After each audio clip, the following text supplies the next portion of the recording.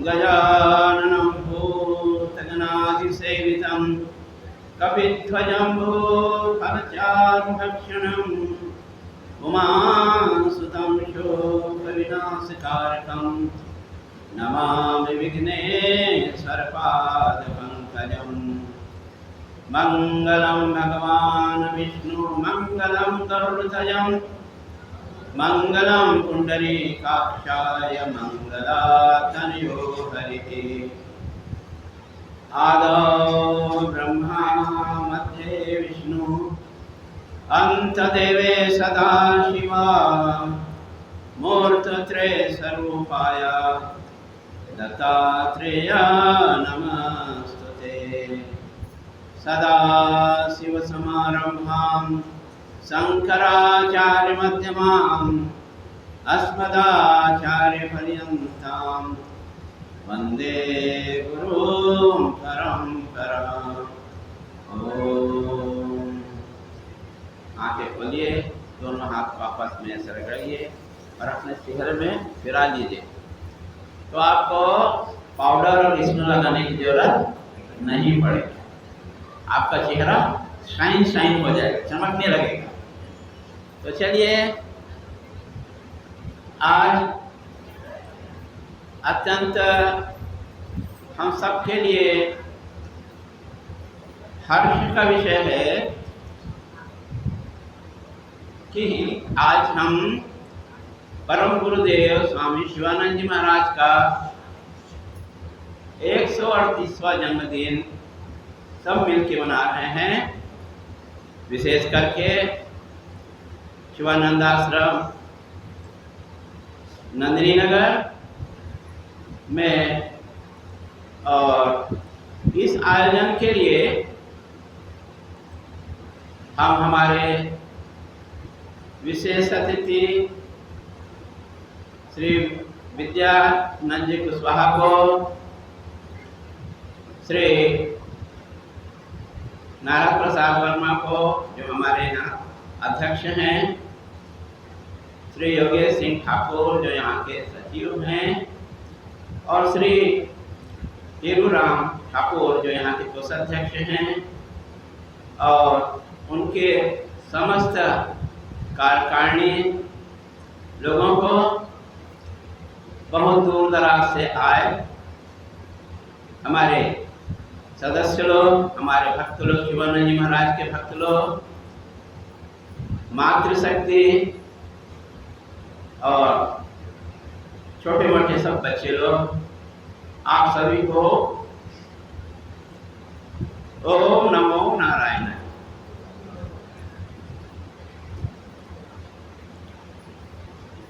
स्वामी शिवानंद जी महाराज जैसे न भी कुशवाहा जी से सुने, दिव्य विभूति थे।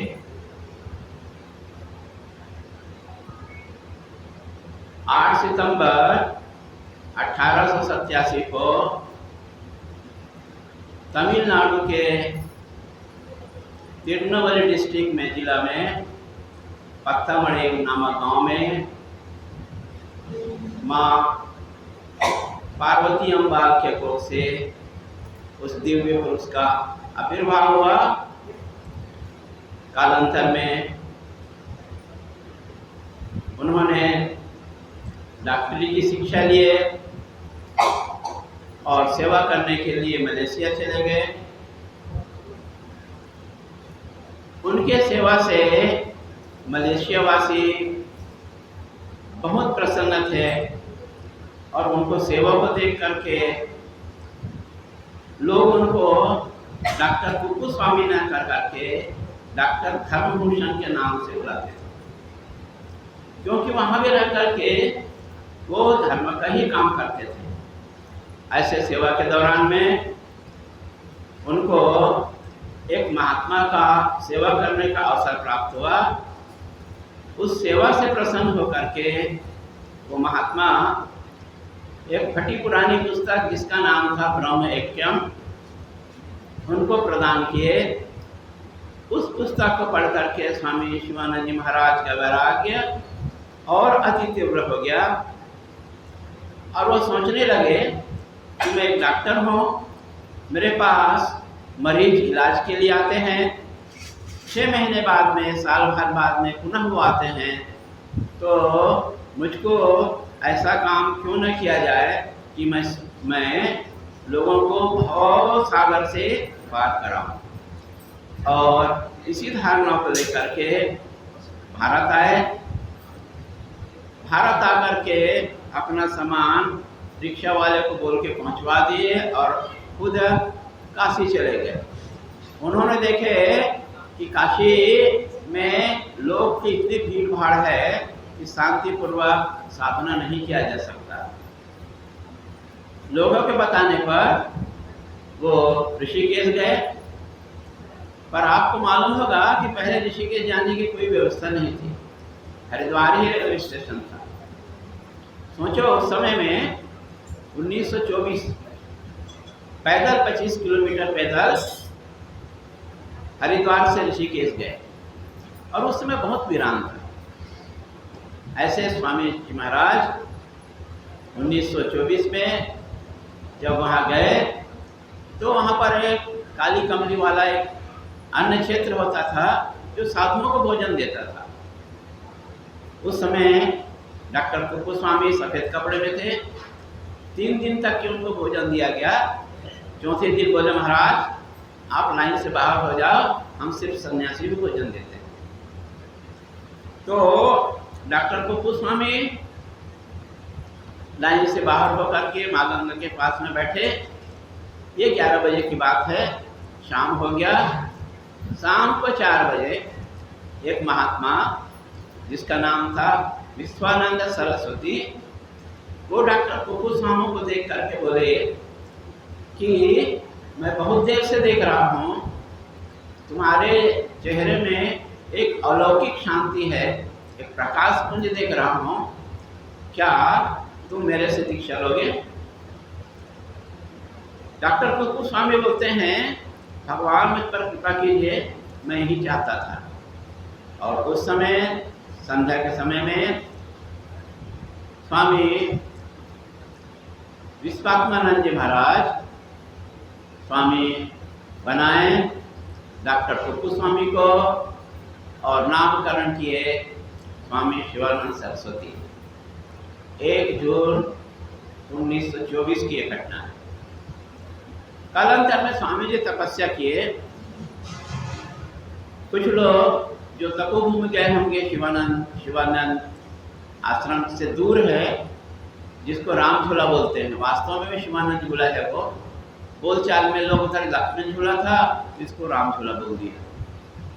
वहाँ से 1.5 किलोमीटर दूर में उनका एक तपो स्थल है, गंगा नदी के किनारे। वहाँ तप करते थे।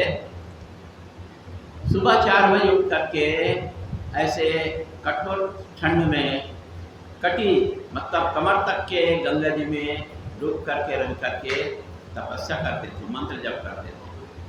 और ऐसा करते हुए 1936 में जब बहुत सारे भक्त लोग उनके पास आना शुरू हुए, भक्त का निवेदन पर वो 1936 में दिव्य जीवन संघ की स्थापना किए। तो आज उस दिव्य जीवन संघ का भारतवर्ष में 300 संस्थाएं हैं।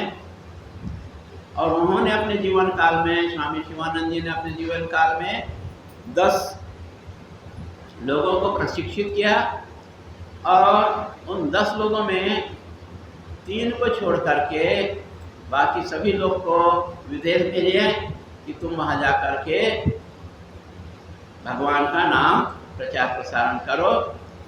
जो 3 जो भारत में रुके, स्वामी चिदानंद सरस्वती, उनको उन्होंने अपना ऋषिकेश का आश्रम दिए। स्वामी सत्यानंद सरस्वती को उन्होंने आदेश दिया 108 रुपये दे करके कि तुम घर घर जा करके योग का प्रचार प्रसार करो। ये कब की बात है? 1958 की बात है, जब योग को कोई जानता नहीं था। स्वामी सत्यानंद राजनांदगांव में आए और हम लोग के लिए गर्व की बात है कि यहाँ पर उन्होंने अपना पहला आश्रम स्थापित किया। बाद में मुंगेर गए, गंगा नदी का, गंगा माँ का आकर्षण उसको खींचते रहा और मुंगेर में गंगा के किनारे उन्होंने अपना आश्रम बनाया और उस समय में नाम दिए तो उस समय से बिहार स्कूल ऑफ योगा करके, तो वो एक अपना अलग योग के माध्यम से प्रचार प्रसार किए। भारतवर्ष में एक उनके और शिष्य हुए स्वामी चिन्मयानंद। स्वामी चिन्मयानंद जो है ज्ञान योग में प्रतिष्ठित थे। ज्ञान में गीता में प्रकांड विद्वान थे। भारतवर्ष में घूम घूम के गीता ज्ञान का प्रचार प्रसार करते थे। उन्होंने अपने आश्रम मुंबई में बनाए और लोगों ने नाम दिया चिन्मय मिशन।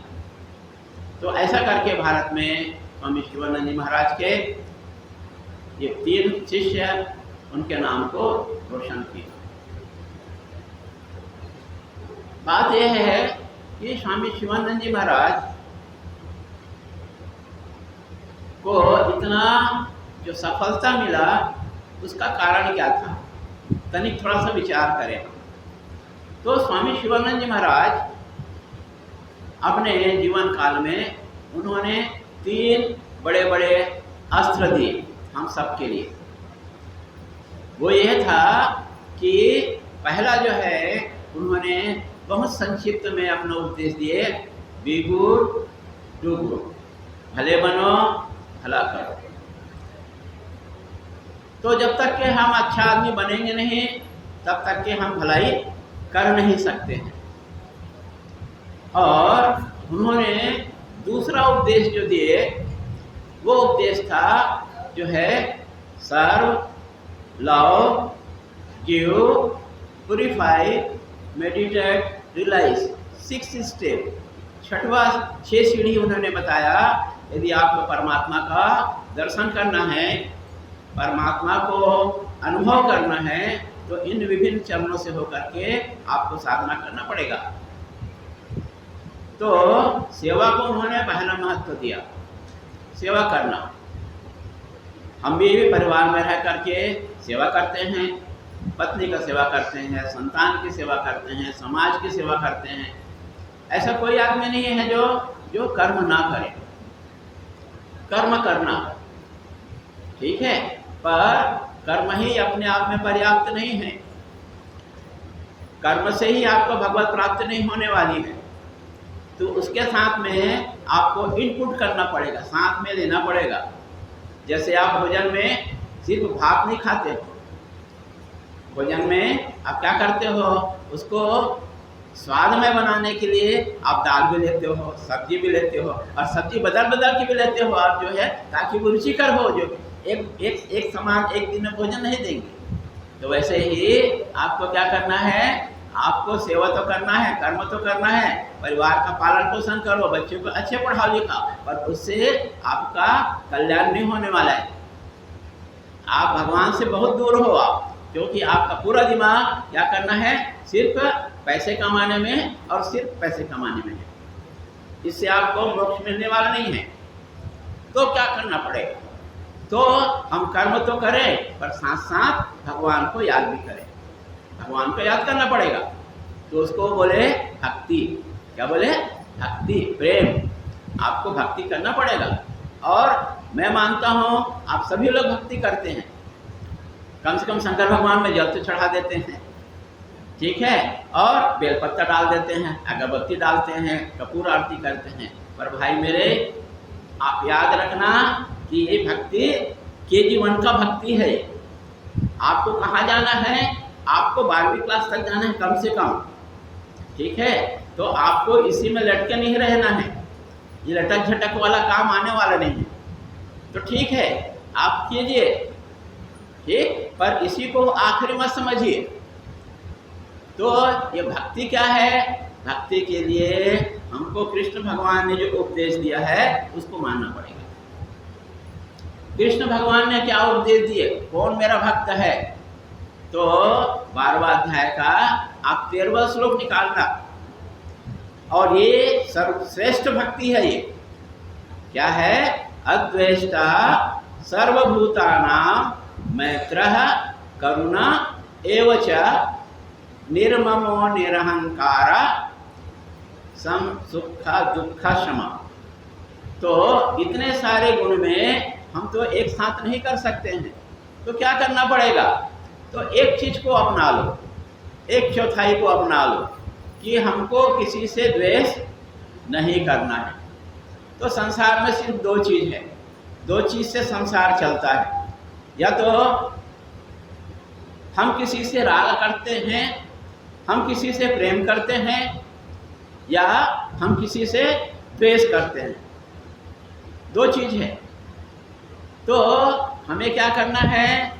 हमें पहला चीज ये करना है, राग तो करो पर द्वेष किसी से ना करो। ठीक है? तो द्वेष नहीं करना है तो क्या करना पड़ेगा? कैसे करना पड़ेगा? तो आप लोग सब जानते हो, रोज बोलते हो पर रोज करते नहीं हो। ठीक है? क्या जानते हो? आज जानते हो, रोज बोलते हो सिया राम में, देखो बोल जरूर रहे हो। ठीक है ना? बोल जरूर रहे हो, सिया राम में सब जगह जानी। ठीक है? तो हमको यहीं पर, हम यहाँ पर भूल करते हैं।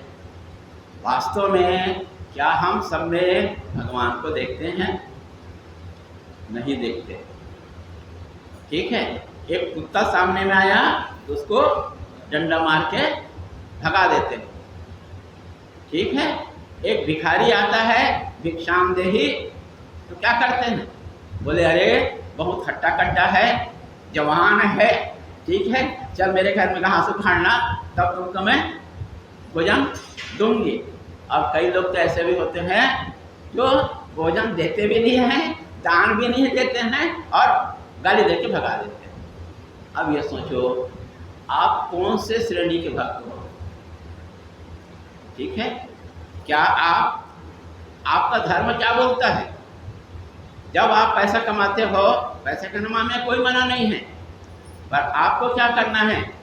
हमारा शास्त्र बोलता है हमारा जितना भी हमारा इनकम है उसका 10% दान देना है। ठीक है? आज राजेश भाई 1 लाख रुपया कमाता है।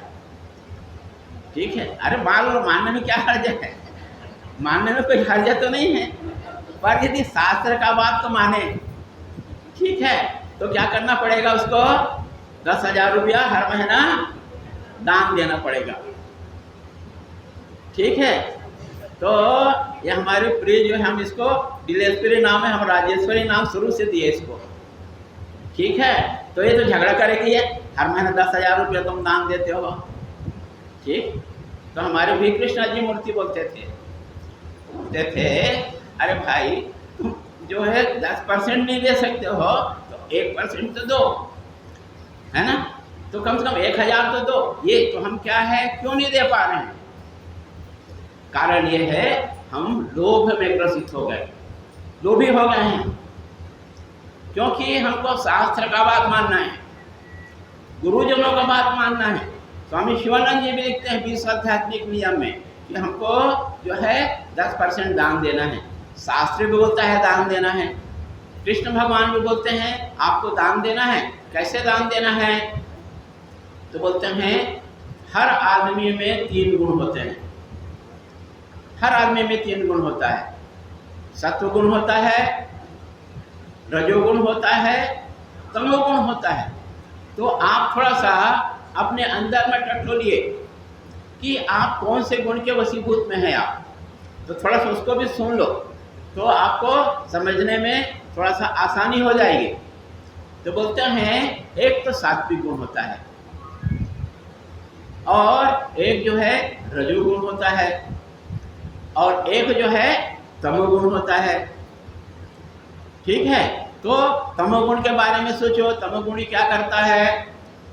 तो तमोगुणी जो है क्या करता है, ज़्यादा सोता है, पहला बात, और आलसी होता है, दूसरी बात, और तीसरा प्रमाद करता है। ये शास्त्र की बात है, ठीक है। तो आलसी होता है, निद्रा ज़्यादा होता है, प्रमाद करता है। आप बोलोगे हमारे में ये दुर्गुण नहीं है, पर अब थोड़ा सा सोचो कि क्या कबीर दास ने एक बात बोले, 5 मिनट और रुको, बात बोलना है तो ये कबीर दास ने एक बात बोला। कबीर दास बोले, क्या बोले, काल करे सो आज कर। सबको याद है, याद तो सबको है, जानते सब हैं, हम मानते नहीं हैं। सबसे बड़ी बात ये है, काल करे सो आज कर, आज करे सो अब। आगे आप लोग देखना, ठीक है ना। तो हम क्या करते हैं, किसी भी काम को टाल देते हैं, ठीक है। तो स्वामी शिवानंद जी को सूत्र को याद रखना, जो कि परम गुरुदेव है। तो परम गुरुदेव क्या बोलते हैं, बोलते हैं डू इट नाउ। क्या बोलते हैं, do it now, don't postpone. यदि आपके मन में कोई अच्छा विचार आता है तो उसको टालो मत, उसको तुरंत कर दो।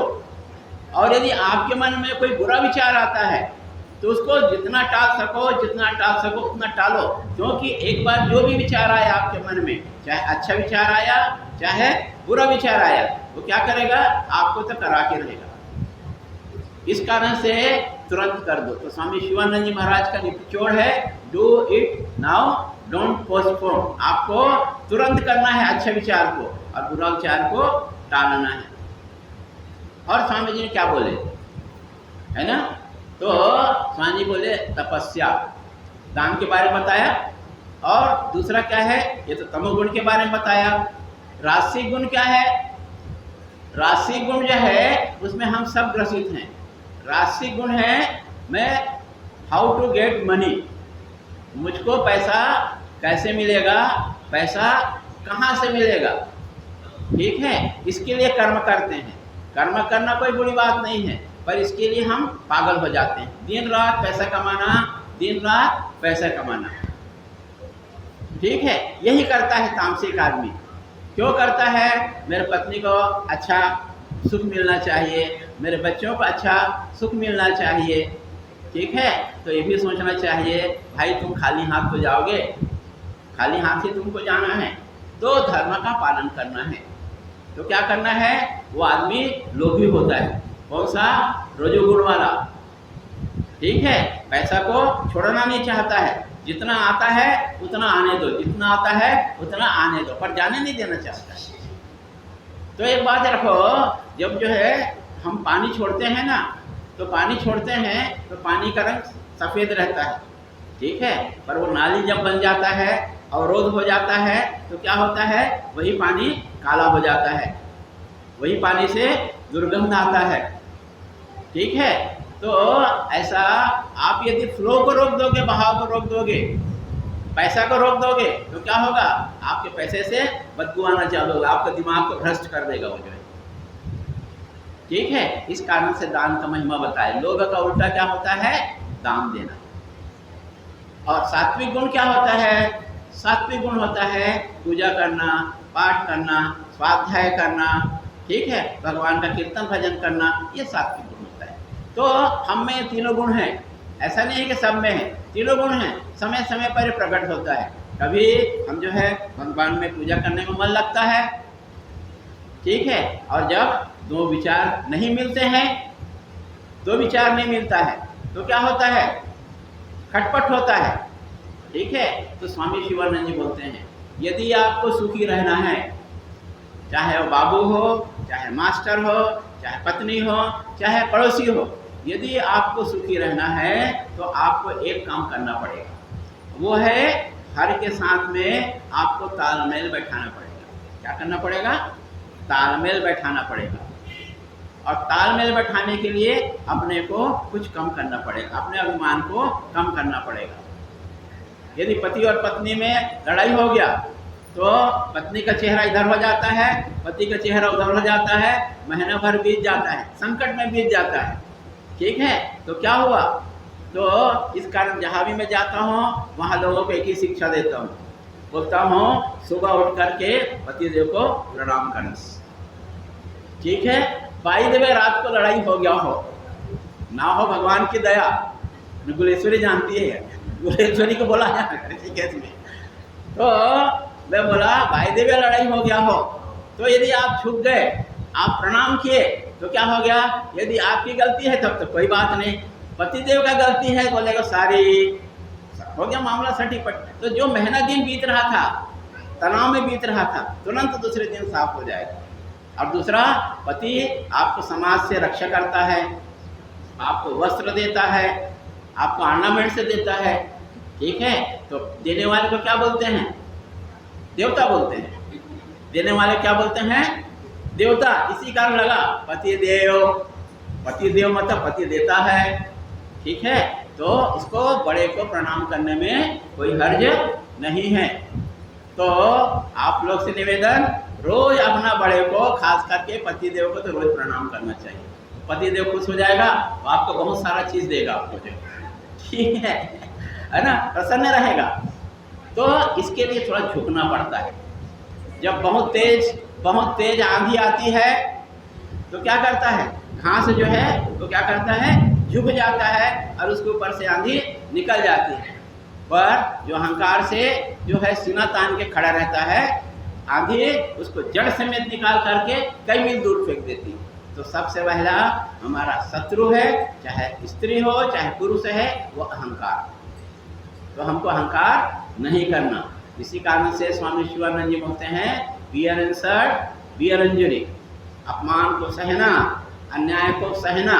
पर आजकल क्या सिखाया जाता है? अन्याय को कभी नहीं सहना। पति अन्याय करता है तो बिल्कुल नहीं सहना है। ठीक है, तो अन्याय को सहना कौन बोलता है? ये कृष्ण भगवान बोलते हैं। ठीक है, द्रौपदी का कितना बड़ा वो जो अपमान होगा जानते हैं? ठीक है, हरि सभा में उसको नग्न करने का प्रयास किया गया, इससे बड़ा अपमान क्या होगा? ठीक है, फिर भी तो बोलती है वो कि भाई दुशासन का क्या, भीम प्रतिज्ञा करता है दुशासन का मैं क्या करूँगा, है ना, प्राण लूँगा मैं। द्रौपदी बोलती है कि मैं उसके जो है रक्त से अपना सिर को धोऊंगी। इसके बाद भी ये प्रतिज्ञा करते हैं तो भी कृष्ण भगवान बोलते हैं कि वो सब अपमान को सह लेंगे, मैं उनको मना लूँगा, पर तुमको जो है उनके लिए सिर्फ 5 जमीन दे दो, मैं सबको मना लूँगा। तो ये अपमान को सहना है। ठीक है, तो दैनिक जीवन में अपना अपमान को कभी कभी सहना पड़ता है। ठीक, तो स्वामी शिवानंद जी ने क्या दिए? ये 6 सूत्र बताए। सेवा करना, भक्ति करना, और क्या करना, जो है मेडिटेशन करना, और तभी भगवान प्राप्त हो सकेंगे। और दूसरे जो बताए हैं ये आप देख रहे हो, ये विश्व प्रार्थना है। ठीक है, वो अपना पूरा सिद्धांत को विश्व प्रार्थना मत बताए कि हमको ऐसा ऐसा करना चाहिए। तो अपने व्यवहारिक जीवन में, और तीसरा है सेवंथ कल्चर, सप्त साधना, ये 3 सूत्र बताए। इसमें उन्होंने पूरे अपने गुण को जो है क्या हमको करना चाहिए ये बता दी। पर हमको क्या करना चाहिए? हमको अपने अहंकार को कम करना है। थोड़ा सा पैसे निकाल करके कहीं भी हो, जो भी हो, आपको दान करना है। तप जो करना है सात्विक तप को करना, तामसिक तप को नहीं करना। तामसिक तप कौन करते हैं? जो एकादशी के दिन में बोलते हैं मैं एक सिर्फ लौंग खा के रहता हूँ, एक जो है कप चाय पी के रहते हैं, ये तामसिक है। आप एकादशी तो रहते हो, आप तपस्या कर रहे हो, पर आपका ये तामसिक तप है। ठीक है, एकादशी, और सभी हिंदू औरत को, सभी भाई लोग को एकादशी का व्रत को रखना ही चाहिए। ठीक, तो ऐसा स्वामी शिवानंद जी महाराज आज हम जो है जन्मदिन मना रहे हैं।